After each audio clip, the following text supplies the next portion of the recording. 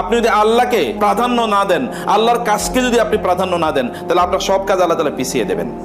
যেমন ধরুন কোনো একটা অফিসে আপনি কাজ করেন, ওই অফিসের রুলস রেগুলেশন অনুসারে যদি আপনি না চলেন, তাহলে দেখবেন আপনার ফাইলটা সবার পেছনে, আচ্ছা ওর ফাইল পেছনে, ও ঠিক মতো চল, ওর ফাইলটা পিছনে। তো আল্লাহর কাছে আপনার ফাইল আছে না? ফাইল আছে। তো আল্লাহ তাআলা তো দেখেন যে আপনি তার প্রতি কতটুকু অনুগত। আপনি অনুগত না হলে আপনার ফাইল কিন্তু পেছনে পড়ে যাবে, সর্বদা পেছনে পড়তে থাকবে। আল্লাহকে প্রাধান্য দেন, আল্লাহকে সামনে নিয়ে আসেন এবং আল্লাহর কাজটাকে সামনে নিয়ে আসেন। নামাজকে না বলবেন না, সব কাজ না থাকতে পারে। সময় মতো আপনার দায়িত্ব হচ্ছে নামাজের জন্য সময়টা বের করে নেওয়া। এই সময় আমি নামাজ পড়বই। আপনি সব কাজগুলো সুন্দর করে গুছিয়ে নেন। বোনেরা, যে সিস্টার, আপনারা কখনো এটা মনে করবেন না যে ঠিক আছে আমার সব কাজ শেষ করে বাসায় গিয়ে তারপরে একসাথে নামাজ পড়বো। কোনো অবস্থা নামাজই হবে না।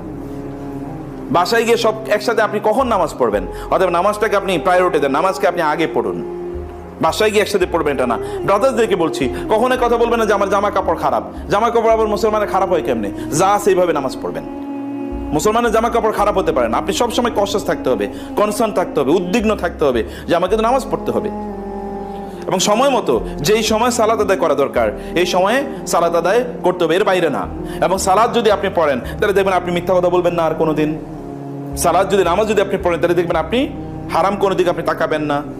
সালাত যদি আপনি পড়েন তাহলে দেখবেন মনে খারাপ কেবল অমুকের বিরুদ্ধে তমকের বিরুদ্ধে কথা বলে, এগুলো তখন আপনি বলবেন না। গীবত করা, যেমন প্রতিষ্ঠানে কি হয়, প্রতিষ্ঠানের সবচেয়ে বড় প্রবলেম হয় গীবত করা। অমুকের বিরুদ্ধে তমকে, তমকের বিরুদ্ধে তমকে, অথবা প্রাতিষ্ঠানিক বিভিন্ন ইস্যুতে তারা কেবল বিভিন্ন ধরনের কথাবার্তা বলতে থাকে। এগুলো বললে আপনার তখন ইমানের লেভেলটা কমে যাবে, তখন সালাতে নামাজে আপনি স্বাদ পাবেন না, তখন দেখবেন সব কিছু এলোমেলো হয়ে যাচ্ছে।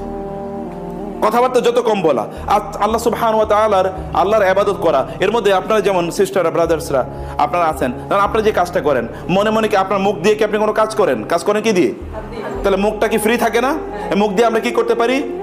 জিকিরটা করতে পারি, সুবহানাল্লাহ, আলহামদুলিল্লাহ, আল্লাহু আকবার, লা ইলাহা ইল্লাল্লাহ। এগুলোকে হ্যাবিট বানান না, সবসময় পড়তে থাকেন, সবসময় পড়তে থাকুন। একটা সময় এমন হোক যে আপনি না চাইলেও আপনার মুখ দিয়ে কি চলে আসতেছে? সুবহানাল্লাহ পড়ে আসতেছে। আপনি চান না, কিন্তু তারপর দেখেন হঠাৎ করে আপনার মনে হলো আপনি সুবহানাল্লাহ পড়তেছেন।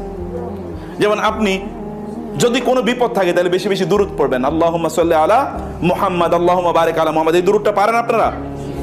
দুরূদটা পড়বেন। যখনই দুরূদ পড়বেন, দুরূদ পড়ে দেখবেন আপনার বিপদ দূর হয়ে গেছে। যতই দুরূদ পড়বেন, দুরূদ পড়লে কি হয়ে যায়? বিপদ দূর হয়ে যায়। আমার ব্যক্তিগত জীবনে হাজার হাজার প্রবলেম সমাধান হয়ে গেছে দুরূদের কারণে। দুরূদ পড়ছে, সমস্যা সমাধান হয়ে গেছে।